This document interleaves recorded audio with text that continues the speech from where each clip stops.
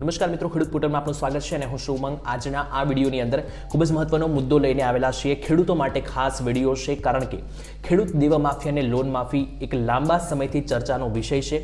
ત્યારે આ મુદ્દે અમારી પાસે ઘણી બધી કામની અને મહત્વની અપડેટ આવી રહી છે. જેમ કે દાખલા તરીકે અમે અહીંયા પૂરેપૂરી મિત્રો જે છે તે ડેટા અને જેટલી પણ માહિતી હોય છે અત્યારે એ બધો જ મિત્રો ડેટા અહીંયા અમે લખીને આવેલા છીએ અને આ ડેટાને આધારે હું તમને વાત કરવાનો છું. એટલે આ જે ડેટા છે એ મિત્રો આંકડાઓ છે, એટલે ગુજરાતમાં દેવા અને લોનને લઈને જે આંકડાઓ આવે છે બહાર, એ તમારા સુધી ઘણી વખત પહોંચતા હોતા નથી. તો એના ઉપર ઘણી બધી કામની અને મહેનત કરીને અમે આવેલા છીએ આજના વિડીયોની અંદર. તો આજના આ જે વિડીયો છે તેની અંદર આપણે વિસ્તારથી ધીમે ધીમે આ બધી જ માહિતી મારે તમને આપવાની છે. ખેડૂતોની લોન માફી અને દેવા માફી ગુજરાતમાં શક્ય છે કે નહીં, ગુજરાતમાં ખેડૂતોના 2 લાખ રૂપિયા સુધીના દેવા માફ થવા જોઈએ કે નહીં, એના ઉપર મહત્વનો આ વિડીયો છે. અને આની અંદર આપણે ઘણી બધી કામની અપડેટ અને ડિટેલ જે છે તે લખીને આવેલા છે. તેના ઉપર એક પછી એક મિત્રો જે છે તે આપણે હવે અહીંયા શરૂઆત કરી વિડીયોની અંદર, અને બધા જ આંકડા ડેટા અહીંયા મિત્રો સૂત્રો અને અહેવાલોને આધારે છે. એટલે જે ઓનલાઈન સોશિયલ મીડિયા ઉપર જાહેર કરવામાં આવેલા હોય છે આ બધા આંકડા છે. તો ચાલો મિત્રો, ટાઈમ પાસ નથી કરતા, સીધા મુદ્દા ઉપર આવીએ અને વિડીયો ઉપર આવીએ, સાથે વાત કરીએ. વિડીયોમાં આગળ વધીએ પહેલાં મારે તમને એક અપીલ કરવી છે, એક વિનંતી કરવી છે કે જો તમે મારી આ ચેનલને સબસ્ક્રાઇબ નથી કરી તો દોસ્તો અમારી આ ચેનલ ખેડૂત પોર્ટલને સબસ્ક્રાઇબ કરી દેજો. કારણ કે ખેડૂતો માટેની ચેનલ છે. 2000 રૂપિયાના હપ્તાની અપડેટ હોય કે કોઈ અન્ય અપડેટ હોય ખેડૂતને લગતી, બધી આ ચેનલ ઉપર તમને દરરોજ રેગ્યુલર મળતી રહેશે. તો હવે મિત્રો ટાઈમ નથી બગાડતા, સીધા મુદ્દા ઉપર આવીએ. તો ખાસ મિત્રો સૌથી પહેલાં દેવાને લઈને મિત્રો વાત કરીએ તો સૌથી પહેલો મુદ્દો તો હશે કે ખેડૂતોને આખરે દેવું થાય છે શા માટે. તો એની પાછળ કોઈ કારણ તો હશે. તો એની પાછળ મિત્રો 3 કારણો અહીંયા સામે આવ્યા છે. મુખ્ય જે મિત્રો કારણ આમ તો ઘણા બધા હોઈ શકે, ઘણા બધા ખેડૂતોના પોતાના અંગત કારણો પણ હોઈ શકે, પરંતુ અહીંયા આપણે મેઇન કારણ વિશે વાત કરવાની છે કે મેઇન જે કારણ હોય છે એ શું હોય છે. અહીંયા ખેડૂતોના દેવા માફીને લઈને મિત્રો વાત કરીએ તો ખેડૂતને દેવા શા માટે થાય છે, પહેલા એનું મુખ્ય જે કારણ છે એના ઉપર વાત કરીએ.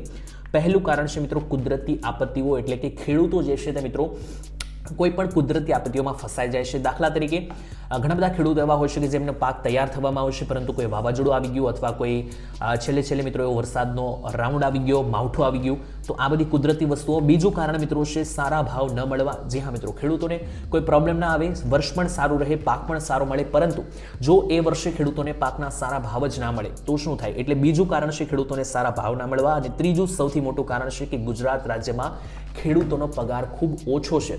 જી હા મિત્રો, એક સર્વે કરવામાં આવ્યો હતો, અહેવાલ મિત્રો બહાર આવ્યો હતો, આજથી 2-3 વર્ષ પહેલાનો સર્વે છે. તેમાં એક સર્વેમાં એવું જાણવા મળ્યું કે ગુજરાતના અને ભારતના જેટલા પણ અન્ય રાજ્યો છે એના ખેડૂતોની આવક કેટલી છે. આની અંદર ગુજરાત 9મા નંબરે હતું. અને ગુજરાતના ખેડૂતોની આવક જાણીને ચોંકી જશો તમે. મહિનાની ખેડૂતોની જે આવક જે સર્વેમાં બહાર આવી એ આવી 12,000 રૂપિયા. જી હા મિત્રો, 12,000 રૂપિયા એ ખેડૂતોની ગુજરાતમાં સરેરાશ આવક છે. એટલે ગુજરાતના ખેડૂતો એવરેજ આટલું કમાય છે દર મહિને. આને ગુણ્યા 12 કરીએ એટલે ટોટલ આખા વર્ષની આવક લગભગ ખેડૂતોની 1.5 લાખ આસપાસ આવે. મિત્રો તમે જ વિચારો, 1.5 લાખ રૂપિયાની અંદર ખેડૂતોને ઘર પરિવારનું ગુજરાન ચલાવવાનું, કોઈ બાળકો ભણતા હોય તો શાળાઓની ફી ભરવાની, ઘરમાં કોઈ પ્રસંગ આવે તો એ, અને હોસ્પિટલ જેવી ઇમરજન્સી તો આપણે ગણતા જ નથી. આ બધી વસ્તુઓ માત્ર 1.5 લાખ રૂપિયાની અંદર આ વસ્તુ પોસિબલ નથી. એટલા માટે જ ખેડૂતોને આ 3 કારણ છે: કુદરતી આપત્તિઓ, સારા ભાવ ન મળવા અને પગાર ઓછો હોવો. આ કારણે જે છે તે ખેડૂતો લોન તરફ વળે છે. કારણ કે જ્યારે એટલી બધી આવક હોતી નથી અને ઘરમાં કોઈ એવો પ્રસંગ આવી જાય, ઇમરજન્સી આવી જાય, તો આ પરિસ્થિતિમાં ખેડૂતો લોન લેવા તરફ આગળ વધે છે. અને આજકાલ લોન પણ ઘણી બધી સરળતાથી મળી રહી છે. અને આની અંદર મિત્રો વાત કરીએ તો અન્ય રાજ્યોમાં દેવા માફ થયા છે. તમને એવું થતું હોય કે દેવા માફ કરવા તો ખૂબ જ વધારે મિત્રો ગંભીર બાબત છે, સરકાર ક્યારે માફ કરશે, થાય છે કે નહીં, કેટલા રૂપિયા જોઈએ છે. તો મિત્રો આના વિશે આપણને તો વધારે ના ખબર હોય, પરંતુ જે વસ્તુ થઈ છે બીજા રાજ્યોમાં એના વિશે હું તમને જણાવી શકું. જેમ કે દાખલા તરીકે આ 2026 વર્ષ ચાલી રહ્યું છે અને 2026ના વર્ષમાં જ મહારાષ્ટ્રની જે ગવર્મેન્ટ છે, મહારાષ્ટ્રમાં સરકાર છે, તેમણે એવી જાહેરાત કરી કે ખેડૂતોની 2 લાખ રૂપિયા સુધીની કૃષિ લોન માફ કરવામાં આવશે. તો મહારાષ્ટ્રની અંદર મિત્રો આ જાહેરાત જે છે તે કરવામાં આવી. થોડા સમય પહેલા જ આ 2026ની અંદર જ મિત્રો આ જાહેરાત મહારાષ્ટ્રની અંદર પણ કરવામાં આવી છે. તો અહીંયા શું ગુજરાતમાં લોન માફ થશે કે નહીં, આ મુદ્દા ઉપર આવીએ તો મિત્રો સૌથી પહેલા તો તમને જણાવી દઈએ, ગુજરાતમાં પહેલા ડેટા જણાવું કે ખેડૂતો દેવામાં છે કે નહીં, ગુજરાતના ખેડૂતો કેટલા ટકા દેવામાં છે. તો મિત્રો એક જે રિપોર્ટ છે, સર્વે છે, ફરી એકવાર તમને જણાવું, આ અહેવાલ મેં જાતે બહાર પાડેલો નથી કે મારો ખુદનો નથી. ઓનલાઈન સોશિયલ મીડિયા ઉપર વિવિધ અહેવાલો જાહેર થતા હોય છે, એની આધારે ડેટા છે કે 42% ખેડૂતો ગુજરાતના એવા છે કે જેના ઉપર દેવું છે, લોન છે. અને આની અંદર મિત્રો જણાવી દઈએ તો ખાસ કરીને ખેડૂતો જે છે તે નહીં દેવા માફ, ગુજરાતમાં લોન માફ થશે કે નહીં, આ મુદ્દા ઉપર આવીએ તો મિત્રો ગુજરાતમાં અવારનવાર આ મુદ્દો જે છે તે પૂછવામાં આવે છે. ઘણી વખત આ મુદ્દો બજેટમાં પણ ગયો છે, બજેટ સંસદમાં પણ પૂછવામાં આવ્યો છે. પરંતુ ત્યાંથી પણ મિત્રો કોઈ એવો સકારાત્મક જવાબ મળ્યો નથી. એટલે ખેડૂતોના ગુજરાતમાં દેવા માફ થાય તેવા કોઈ ચાન્સ અત્યારે તો દેખાઈ રહ્યા નથી, કારણ કે માંગો તો ઘણી ઉઠાવવામાં આવે છે ખેડૂતો તરફથી. હમણાં થોડા સમય પહેલા હવામાન નિષ્ણાત પરેશભાઈ ગોસ્વામીએ પણ માંગ કરી હતી 3 લાખના ખેડૂતોના દેવા માફ કરવામાં આવે, લોન માફ કરવામાં આવે, કૃષિ લોન. આની પહેલા પણ મિત્રો ઘણા બધા એવા વિરોધ પક્ષના નેતાઓ હોય છે, મારે નામ નથી લેવા, પણ ઘણા બધા એવા નેતાઓ હોય છે, ઘણા બધા લોકો હોય છે, સામાજિક કાર્યકર્તાઓ છે, માંગ કરે છે કે ખેડૂતોનો સાથ આપે સરકાર અને જે લાખો રૂપિયાની લોનમાં ખેડૂતો ડૂબેલા છે તે માફ કરે. પરંતુ હજુ સુધી સરકારે કોઈ જવાબ નથી આપ્યો લોન માફ કે દેવા માફ કરવાને લઈને.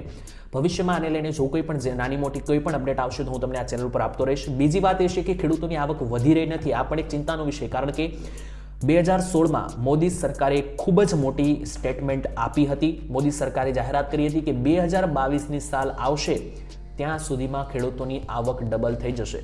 2022ની સાલ તો મિત્રો જતી રહી, એના ઉપર 5 વર્ષ હમણાં થઈ જશે, હજુ સુધી એ બાબત પણ સાચી નથી પડી. તો આ બધા વિવિધ કારણો હોય છે કે જેને કારણે આ બધી પરિસ્થિતિઓનું નિર્માણ થતું હોય છે. અને આ બધા ડેટા જે છે મિત્રો અમે આ રીતના રિસર્ચ કરીને લખીને આવતા હોઈએ છીએ. તો આના માટે ઘણી બધી મહેનત લાગે છે. તેના માટે ચેનલ મિત્રો સબસ્ક્રાઇબ કરવાનું ના ભૂલતા. અમારી આ ચેનલ સબસ્ક્રાઇબ કરી દેજો, જેથી કરીને હું આવા જ ઉપયોગી વધારે વિડીયો તમારા સુધી પહોંચાડી શકું મહેનત કરીને. આજ માટે મિત્રો આટલું જ રાખીએ છીએ. વિડીયો પસંદ આવે વિડીયોને લાઇક, શેર, સબસ્ક્રાઇબ કરી દેજો. ચેનલ સાથે જોડાયેલા રહેજો. આવી જ ઉપયોગી અપડેટ રેગ્યુલર આપવામાં આવશે. આવનારો જે વિડીયો આવવાનો છે ઘણો બધો રસપ્રદ આવવાનો છે, કારણ કે આવનારા વિડીયોમાં મારે તમને માહિતી આપવાની છે પીએમ કિસાન યોજનાના 2000 રૂપિયાનો 24મો હપ્તો જે આવવાનો છે એના વિશેની ઘણી બધી માહિતી અમારી પાસે આવી છે, એ હું તમને જણાવીશ. પરંતુ એના માટે હવે આજ માટે આટલું રાખીએ. ફરી કાલે મળીશું. ત્યાં સુધી ધન્યવાદ. જય માતાજી, જય દ્વારકાધીશ.